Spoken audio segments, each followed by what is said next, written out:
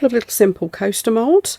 We have got a load of things we can put in it, and we're going to go terribly girly today because I have got pink, that is Musk Mallow from Create and Bloom. I mean, obviously use whatever glitters and colours you've got, but I'm thinking Valentine's Day. Bit of romance. So we've got Bunny Tail, which is a shimmery mica pigment from Create and Bloom as well. So let's put them upside down so we can see what colours we've got. We've got Lilac Lullaby, which is a beautiful shimmery lilac, also from Create and Bloom. In case we need it, I've also got this pearly. I do wish that even with glasses, I can't read that. Pale purple, I think it says. Yes, it's another pale shimmery lilac, and that's from Istoyo. Got some sprinkles, you know, the sort you put on your cakes. Got some of those, but there's little hearts in there. I've got an assortment of glitter. This one's called Candy Floss, and that is from Jam Pot Glitters. I've got Fantasia, also from Jam Pot Glitters. I've got some Super Sparkle White Mica. That's from My Store. That's the 200 mesh one.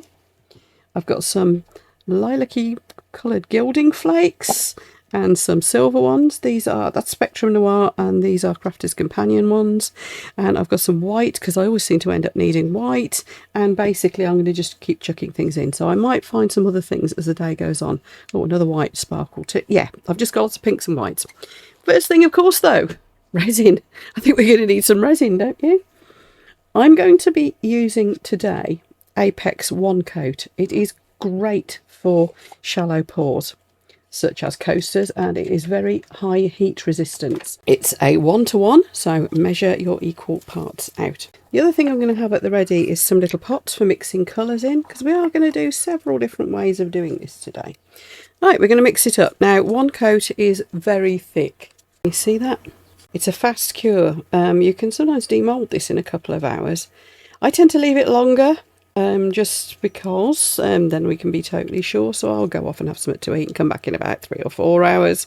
But it is quick. You can make several things in a day with this stuff. Even if you're stuck for space, as I am, to be honest, and can't get like a big production line going, you can still make quite a few in a day. So we will be using this. It does have a high heat resistance as well, so for coasters that's ideal. But whatever resin you're using, you could use your normal 1-to-1s if you want. I use Apex High Gloss for that, is my personal preference. But whichever one you're using, you know, stir it thoroughly, stir slowly. I always stir too fast. So stir it nice and thoroughly for a good couple of minutes. You want to go until the stringiness goes, the cloudiness, that sort of effect. You know it's mixed then, and also it's starting to get that chemical reaction of curing going. The only downside of using this, of course, you have a lot less work time with it. Your regular 1-to-1s, which we might switch to for the next couple of makes, you have got a lot more work time. Wonder wipes at the ready. We're going to be decanting this now into, should we go for 3 pots to do our first 2 makes, and I've got to decide which ones we're doing. I'm keeping back some clear as well. So let's go for the simplest make you could possibly imagine first. That's going to look so effective. For this one, we are going to take some Candy Floss glitter, and we're going to put some in a pot. Now this is a chunky glitter, as you can see. I'm putting quite a lot in, so this should be very girly indeed. And we're going to give it a stir. Isn't that girly? Oh, it's all very, I don't know, My Little Pony, Barbie even. So in this one I'm going to put white shimmer. This is the 200 mesh one, which means it's very fine. I've got one that's more of a glitter. This is more of a powder. I'm putting quite a lot in. Don't forget, when we're using these sort of coaster moulds, we're working up the wrong way, aren't we? If you see what I mean. So what you're looking, this will be the back, what we're seeing here. Good job I've got a respirator on. Look at all the flying glitter.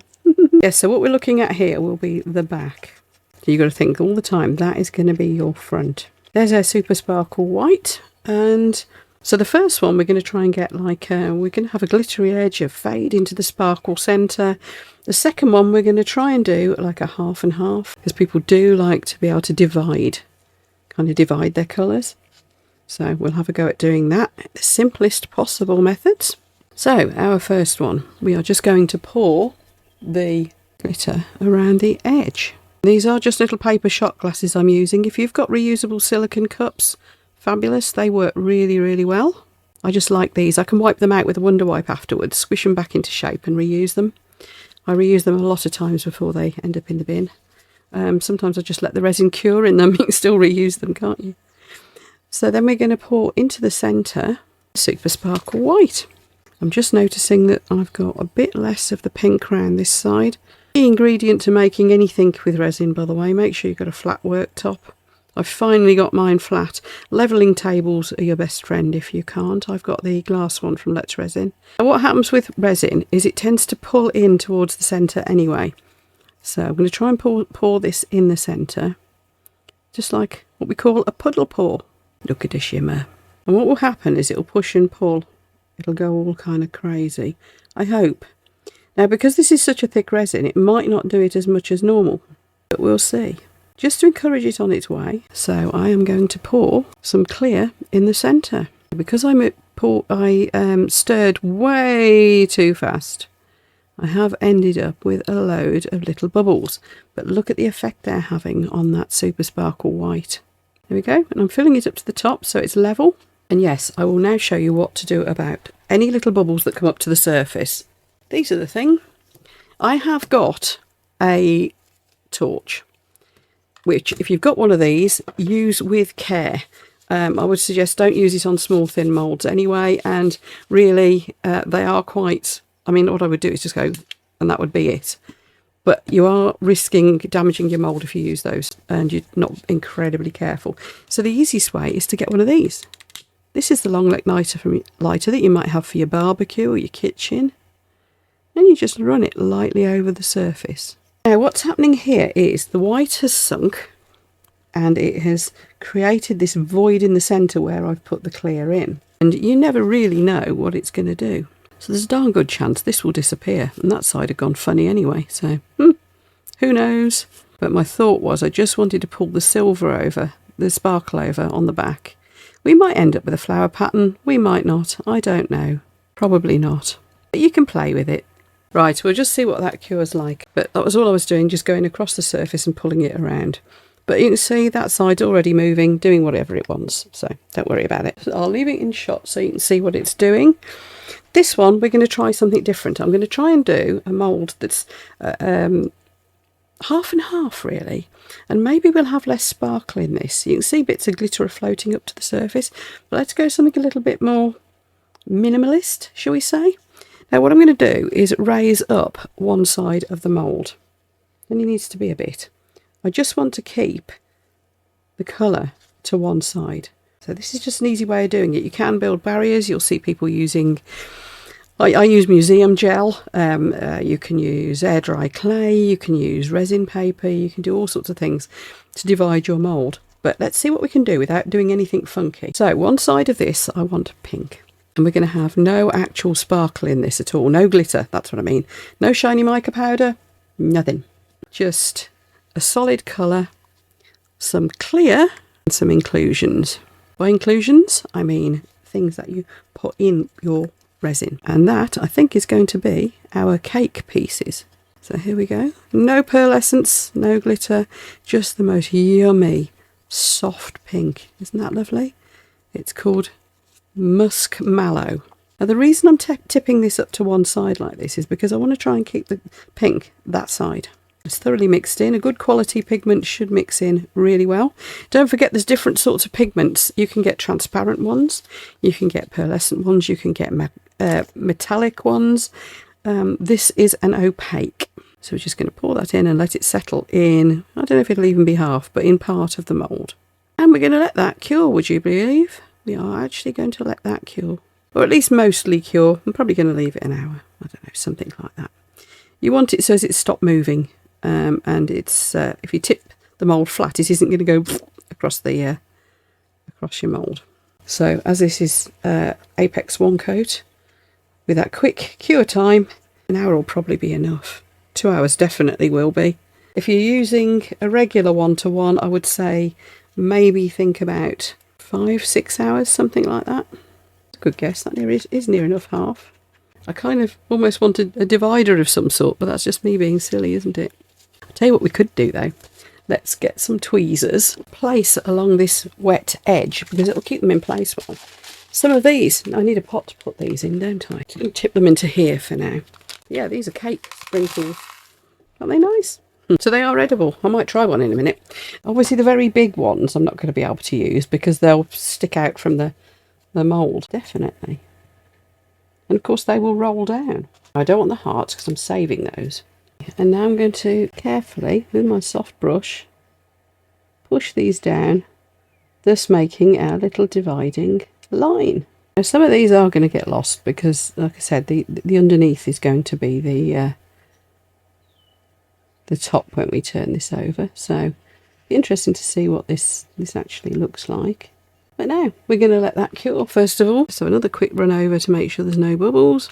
What we should end up is a sort of swimmy, cloudy, pinky, whitey, you know, nice mix in that one. There we go. Just drizzled a little bit more of the white over the back because I've got a bit left in my pot and I had realised I hadn't quite filled it up, so why not? This one, when I come to fill it up, I think we're going to do this side in clear and put a load of little hearts, and yeah, it's going to be very Valentine-y, that one is.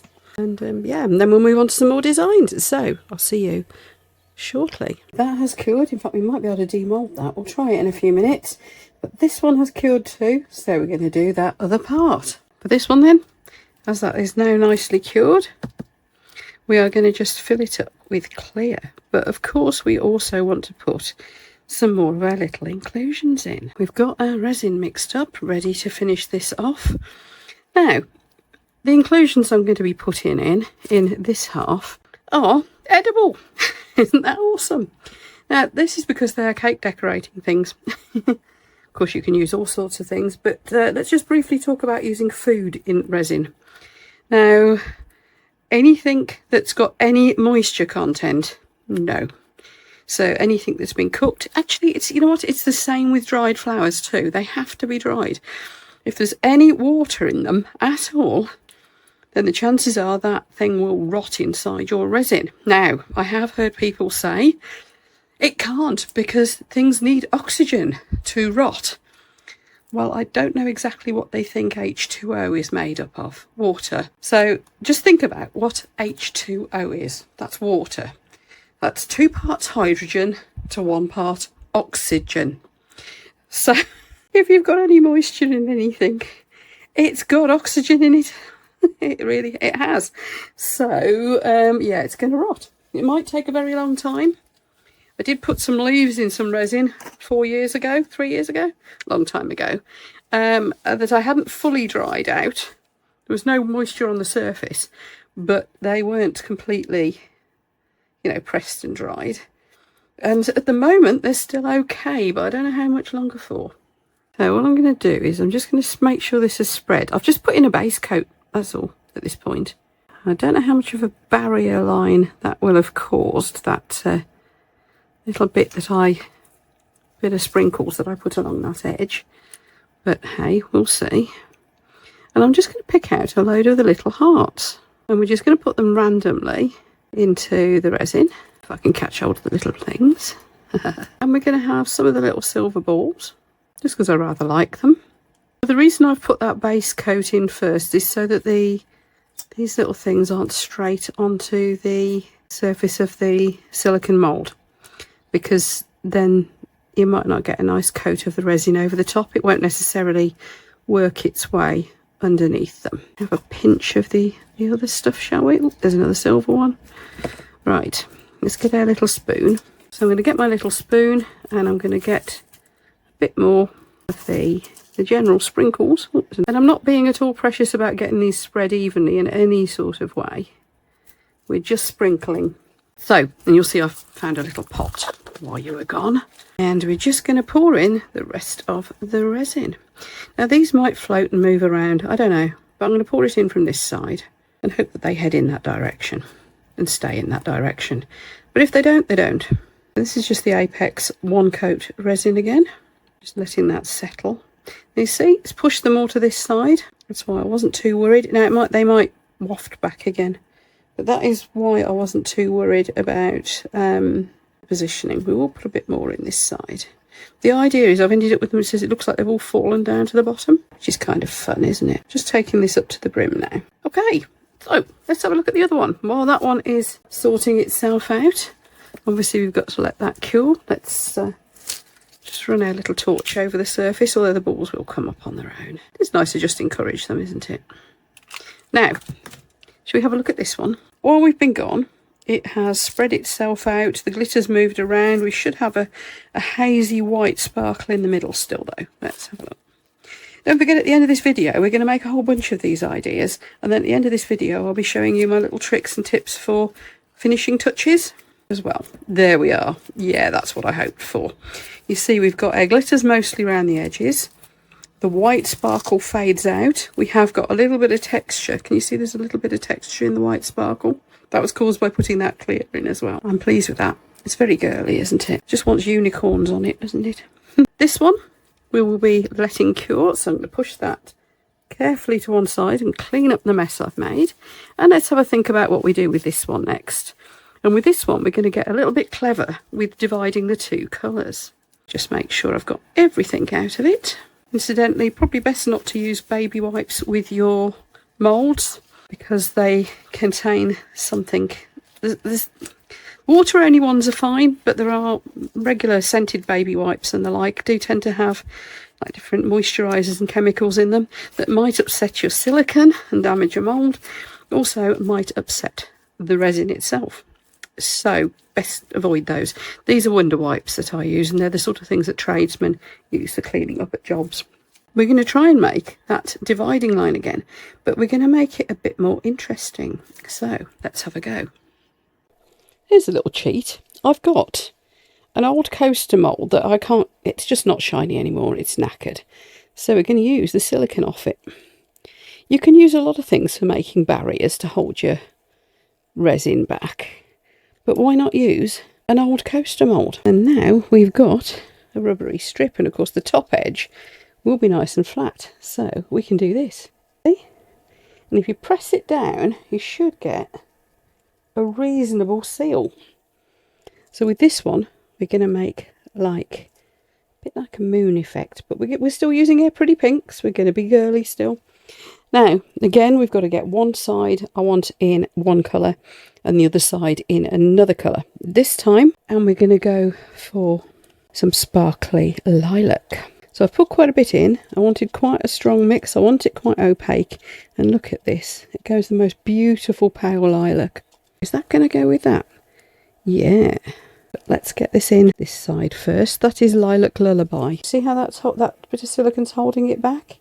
If any creeps under, we can snap it off afterwards, but it should pretty much stay there. I'm not going to go right up to the brim because I am going to want to back coat this, which will make sure that the two sections are completely, you know, kind of encapsulated. So that isn't quite full. It's blooming well close. I'm going to keep the rest of that coaster because I am sure I will find uses for the rest of it too. The base I can use as a little silicone mat, can't I? Do you see how that's holding that back? Okay, so we've got some more resin mixed up. And I've decided in this one, we're going to use some Gilding Flakes. There's lots of different ways to use Gilding Flakes. Maybe sometime I'll do a Gilding Flakes special. I don't know. Anyway, we've got our resin mixed up there. And what we're going to do is take some of those Gilding Flakes and we are going to scoop them into this pot. Look at those. Look at the colours. Isn't it gorgeous? So we're just going to take my tweezers and pick some out. I gilded myself, I usually do. Yeah. And a bit of the silver as well. These are two different sorts of flakes. You can see that one is very shiny finish, whereas this is like a distressed crinkled finish. Yeah, we've got two very different finishes of Gilding Flakes here. The Spectrum Noir ones are flat and shiny, whereas the Crafter's Companion ones are crinkled. Now what happens when you mix it in with your resin is it all breaks up into little flakes, but it's still a lot more interesting than just a glitter. Particularly those Spectrum Noir ones. They kind of unfurl a little bit, so you get much more shine than just the flakes would. Okay, so there we are. We've got two very different effects there. And of course, when we remove this down the middle, we're going to have a gap, so we've got to decide what to do with that. Let's let that one cure now then as well. You've now got two different methods of dividing your areas, as well as some very different looks overall. We've used glitter, we've used foil, we've used mica powders, we've used an opaque colour. still all just working with the same few things that I've got on my desk here. So I hope this is going to give you some ideas, because if you've come from other crafts particularly, I bet you've got a lot of this stuff already in your craft kit. Cure time. I will see you later. That one's come out nice. Somehow managed to get some bubbles in it. Goodness knows how I did that, but I think that's really added to the effect. It's nice, isn't it? Of course, you could have a look at the back and think, oh, the back's nicer. Either could be your top. It's entirely up to you. Might want to top coat it if we went with this side. I don't know. Just pulled this out of here and it's left the line as I hoped in here. I'm going to run some Super Sparkle white round it and probably all over the back actually. First of all, I just want to make sure it goes down into that line. Be good to not have bubbles in there. So what we're going to do is get a little micro brush, same little fellas as we used before, and we're just going to get down into that edge. Now I hope that doesn't go underneath the resin that's there, you know, the cured stuff. We're just going to leave this to cure. And because I'm going to be leaving this overnight, I'm actually just using Apex High Gloss, which is the normal 1-to-1 here. Yeah, it will take a lot longer to cure. Overnight's no problem for it though. And it's reasonably warm in my craft room, so it should have no trouble with that. We'll be demoulding this one in the morning. Now, I fancy having a go at the crackle effect. But what we need is some Super Sparkle white again. Let's mix that up. So this is going to be our shimmery mica, and quite a lot in it. We do want it to be, you know, fairly opaque, fairly saturated with the mica. I'm keeping a bit of clear back, and in this one we're going to put like a deep pinky colour. This is called Hellebore, because you kind of need a darker colour to show through the crackles. And again, it wants to be reasonably opaque, but this time not completely so. Let's have a little bit of translucence to it. Let's see, what does that look like? Yeah, I think that's going to be about right. Gorgeous colour, isn't it? So we go with our darker colour around the outer edge. Might be a bit too much of that, we'll see. Then we pour our white in the centre. And I kept some clear back because I was going to put a bit of clear in the centre too. But I don't think I'm going to now. I think I'm just going to pour loads of the white, and we're just going to leave it and see what happens. So I'll use up what's left of these in a couple of spare moulds that I've got, because nothing ever goes to waste. You can't waste resin, can you? So let's see what we've got in terms of spare moulds. Butterflies and bows, that's what I meant. These moulds are from Into Resin, by the way. If you fancy any of these, I have actually got a 20% discount code for you on them. It'll be in the video information as usual. See how this is already pulling in? It's mad, isn't it? I just put a spot of clear in the centre. It's pretty full though, so just see if it gives it a bit of extra push and pull. That's as far as I'm going to dare go. Still got a bit of clear left. What else should we do? Let's do some little butterflies, shall we?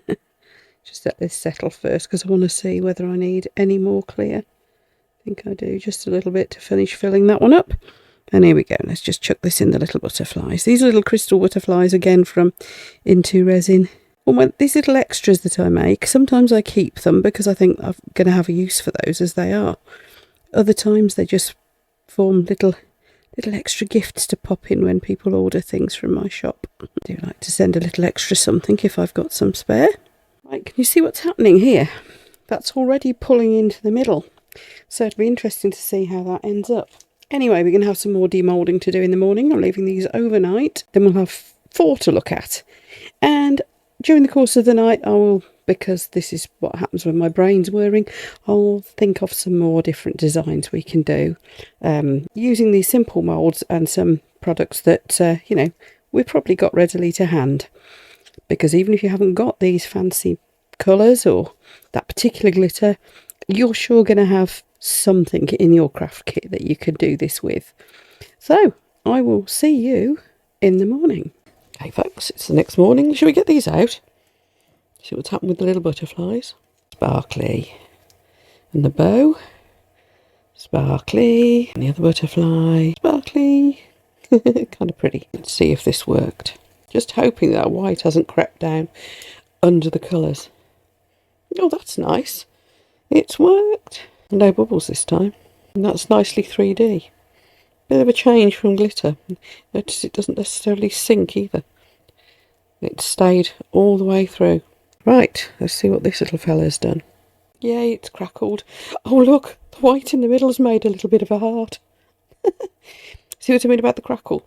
The white's kind of showing the deep pink through in between the lines. Now it's quite a fine crackle, but it's definitely there. Nice, eh? Right, so we've got 4. Oh, we're going to get these out, won't we? Might as well get these little guys out while we're at it. Little crystal butterflies.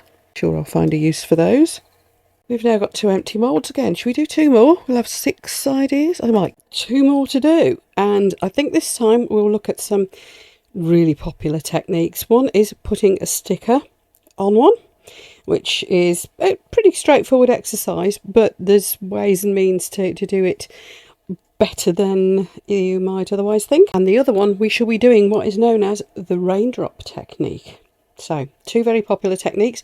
That raindrop technique went viral a couple of years ago, and it's such a nice technique to do. So here we go. First thing we're going to need in one is a thin layer of just the clean resin, the clear resin.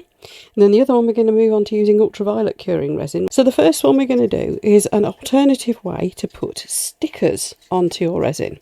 Because normally what you'd do is you'd secure your resin, you put your sticker on the top coat over it, done. However, I want to show you a way that you can do that kind of in reverse. So what we're going to be doing is putting just a thin layer of the resin into our mould, because this effectively is a ready done top coat. So let's see how far that spreads. There we go. So we're going to let that about 90% cure. Just going to leave it so it's still tacky. That's what we're after. Right, now this one we're going to do, as I said, the raindrop technique. Now this is going to need 2 lots of resin. We're going to need some epoxy. We're going to need some ultraviolet curing, and then we're going to need whatever colour we decide to put on it. And I'm still feeling inclined to stick with these lovely pale shimmeries. Darker colours do tend to show better, but we'll give it a try. So the raindrop technique, the way it works is we put on here, onto our mould, little dots of ultraviolet curing resin. We have our curing torch to hand. So we're going to put in some little drops. Let's push this to one side for a bit. There we are. Just going to put in some little drops of ultraviolet curing resin. And I think I might do small ones over here, and then we cure it, or at least part cure it. We're just going to do that randomly all over, and then I'm going to do some that will be, you know, kind of pull so that they do actually look like raindrops towards the bottom. So I'm making them bigger drops, bottom meaning the edge nearest to me.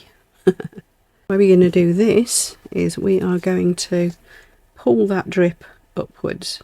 That one doesn't look so much like a drip. That's it. It's just tidy it up. So that's all we're doing. We're just going to pull them out so that they look like a drip. Then we're going to cure them. So I don't know how accurately I've done these, but we'll get the effect. So yes, cure time. Going to cure it quite firmly now, so I'm going to just hold it for a couple of minutes, and then we'll cut back to have a look at what we do next. Right, those have all firmed up now. So what we're going to need is a brush. This is just a nice soft paint brush, and we're going to burnish some mica powders onto them. Now this is that pale lilac-y colour one from Estoyo, which it looks like I haven't even opened. We're going to go with this at the top. So all you do is you brush it on, go up the sides as well if you want.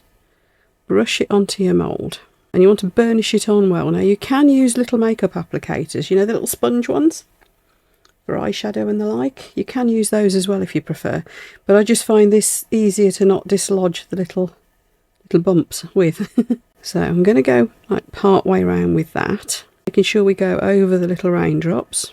Still a bit of loose powder on here, because where we're going next is this one. Look at this. This is called Tinky Winky, and it is a gorgeous, look at that, purple one. And this one's from Create and Bloom. Now, I may be using way too much powder here. I may well be. But any that's left loose, you can see it's sticking to the mould, but any that's left loose will just make its way up into the resin, so the back looks interesting too. You see, it sticks to the little raindrops as well. Great, isn't it? Now chameleon powders work well for this, if you fancy trying Mica chameleon powders, simply because you get the colour flip in the drops, which is really nice to see. But I thought we'd have a go with just normal mica powders this time. You can see how it's sticking to the mould. Some loose flying around still, so I'm just making sure I'm burnishing it in all over. Don't go too fiercely with it because you will dislodge your little drips, which obviously you don't want to do.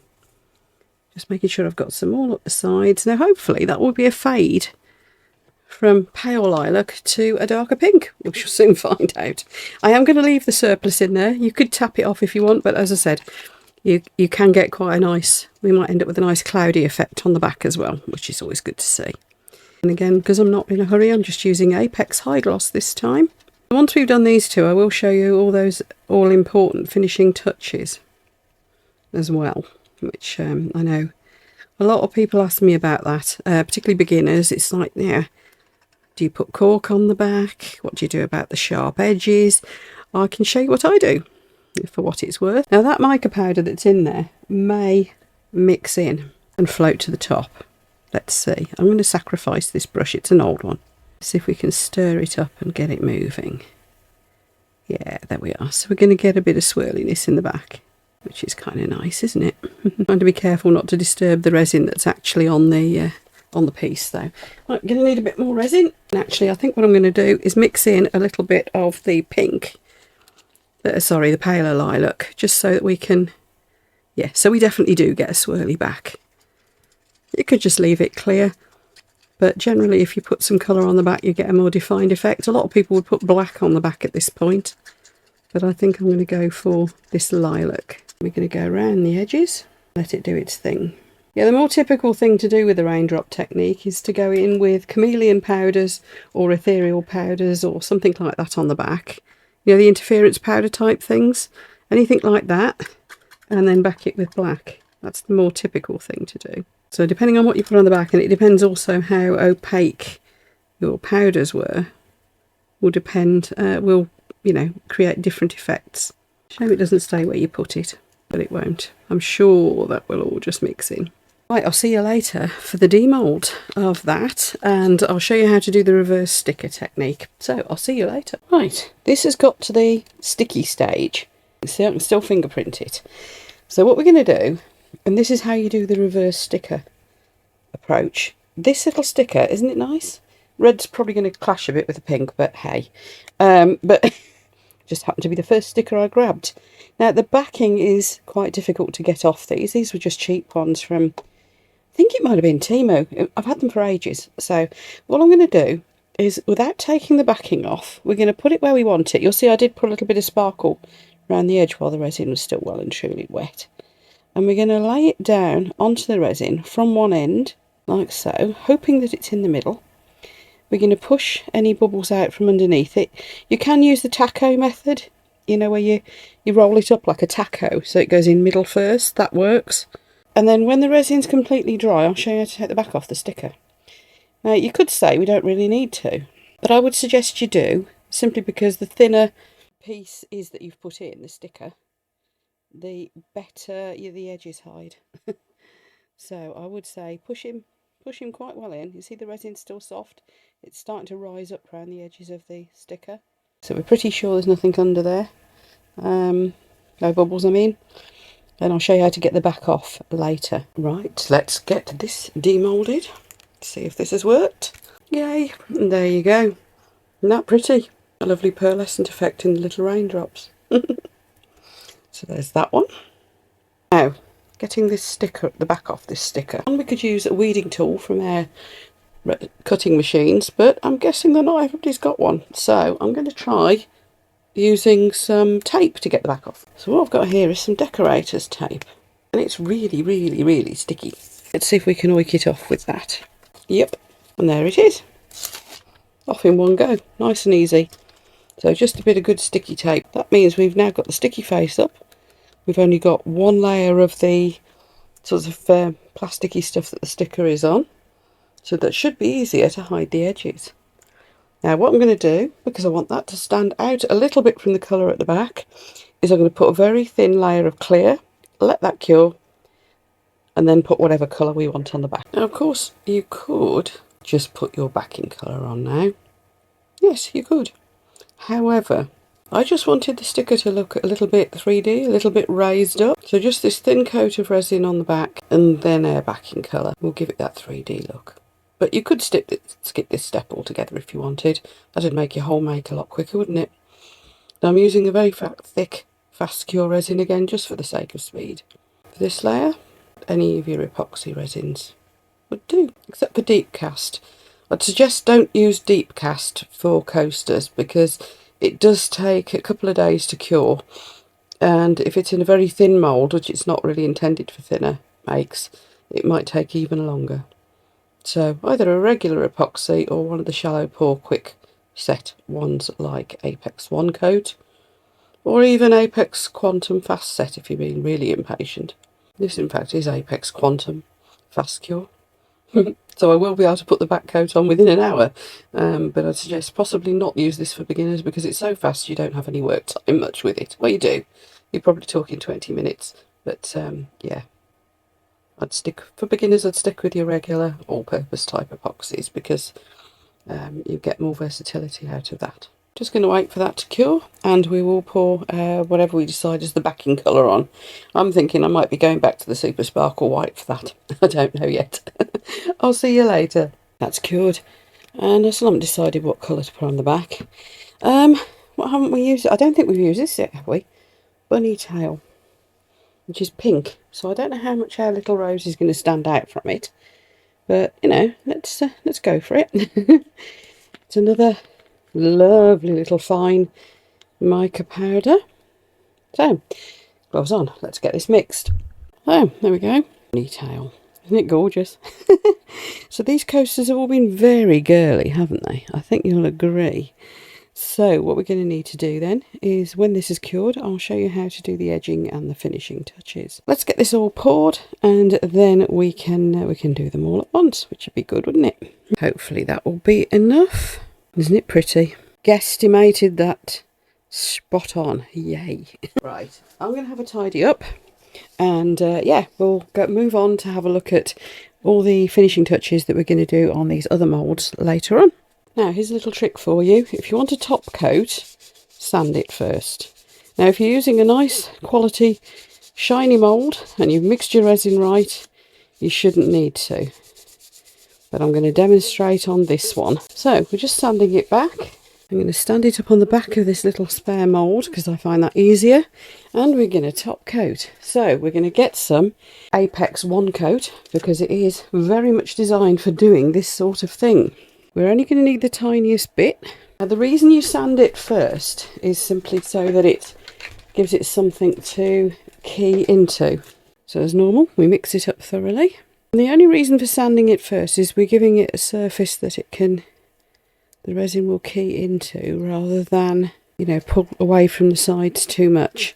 So what you can do is tape the sides and the bottom, but if you can judge it just right, so that you don't get any overspill, then you're well away. So let's put that much on and see how far that goes. We're just going to spread it. We're going to carefully take it right up to the edges. Hopefully the surface tension on the resin itself will hold that and it won't spill over the edges. If you've put too much, then it will, which is why it's best to go not too crazy at first, and then if you find you need a bit more, you can put a bit more. But I have to say, I very rarely end up sanding my resin and top coating, because on the whole, I mean, these are fairly cheap moulds. They won't last long. They'll go dull eventually, and I'll have to replace them. But most of the moulds I use tend to be a bit more quality, and therefore they are just shinier to start with. However, as these are shiny because they're new, then really top coating wouldn't generally be necessary. So that's all I've done. I've taken it up to the edges, and I've just put a little bit blob more, and that is just to make sure it'll self-level. That is just to make sure there's enough, but without overloading it. I find that's about right. So if you had just enough to cover it all over, and then put another little blob in the middle, let it spread and leave it at that. And because it's been sanded, it shouldn't pull away from those edges. So that is finishing touch 1. I promised you some finishing touches, didn't I? And that is a very often asked question, is how you go about top coating. So I hope that answers that. Now, the other finishing touches we have yet to do will be how we go about removing any sharp edges that you might have around here. And I've got one very simple way to show you. And then people often ask, how do you do the back? Do you put a cork circle, or do you put little feet, or what do you, or do you just not bother? So got a couple of ways to show you with doing that, and of course putting pretty metallic edges around them should you wish to do so. So there's still plenty of information to come. I'll see you shortly. So while these are curing, actually, let's get on and I will show you the edging technique. This is a resin edging pen, and these are from Just For You online. Now, what people usually want to do is go around the sides here and get a line around the edge. Now I'm going to just zoom you out a little bit. There we are, so you can see what I'm doing better. So, to get that line around the edge, I tend to do that first because I always get messy doing the sides. What you do is you hold your pen at kind of like a 45-degree angle to that edge. Can you see that? If you want a wider line, tip it further in. If you want a narrower line, tip it further that way. But I tend to go for about 45 degrees, and then I find I get a nice thin line. It's just perfect. And it's easier to hold the pen still and turn the piece. I don't know why, I just find it is. Like so. And you can go around a second time if you want. I often find I don't need to, but you can, as I am showing here. Now these pens are specifically designed for doing this, and these wedge-shaped tips are ideal because it makes that really easy. Can you see? And then the sides, nice and easy. Just go around like that. And again, you can put a couple of layers if you feel you need to. I think I need to shake my pen. Right, and then to go around the edges, we simply do that. And again, if you wanted a second coat, indeed you can. You may or may not want to. It's entirely up to you. But that is how you get those neat silver edges, or gold, or whatever you want to do.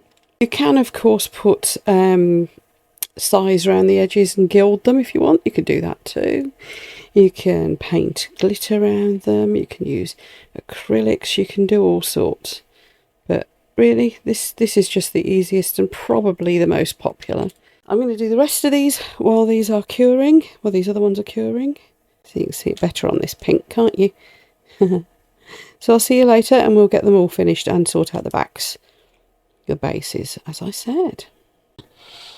Right, that's all finished.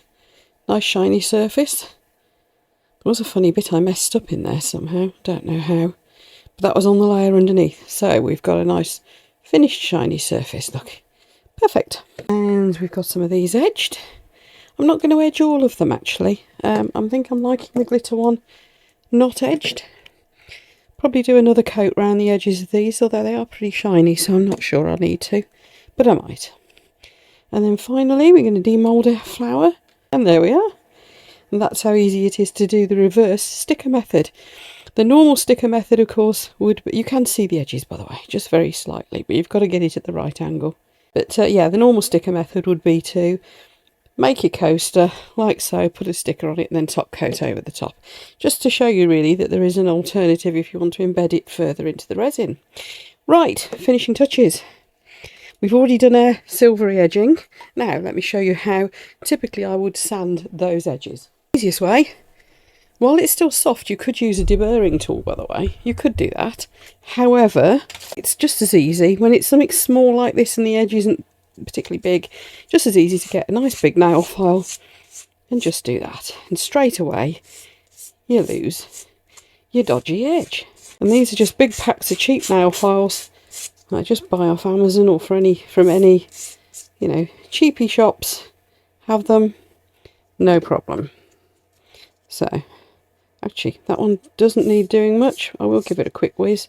You get this sharp edge around things because some of it's to do with the resin shrinkage as the resin cures. Got some bits of sticky resin on the back there that gets off the mat. Look. Yeah, some of it's just from the lip where the resin cures and it shrinks slightly, but some of it's just to do with the surface tension. If you fill your mould so it goes just very fractionally above the surface of the silicone, you don't get that edge, which is what I think I must have done with that one. This one I must have been well below, so I've got quite an edge. You'll get used to that, the way the edges of resin behaves. It's just annoying. But as you can see, very easily solved. That one done. This one's not bad either. You can hear which ones are cured harder because they're out of the first batch. Don't know if you can hear the sanding noise on camera.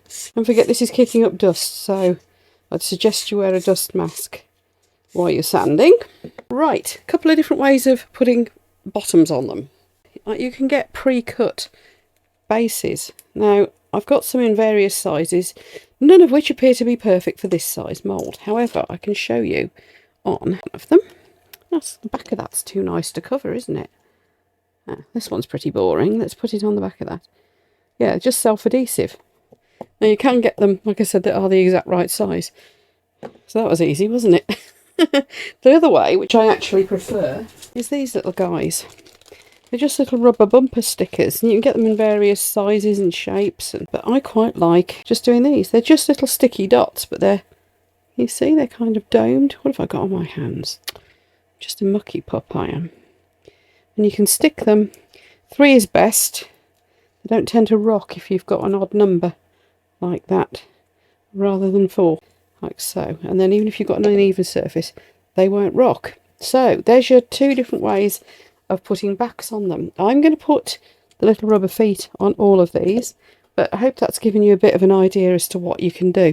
You can buy the Cork sheets, self-adhesive sheets as well, and cut these out yourself. It's entirely up to you.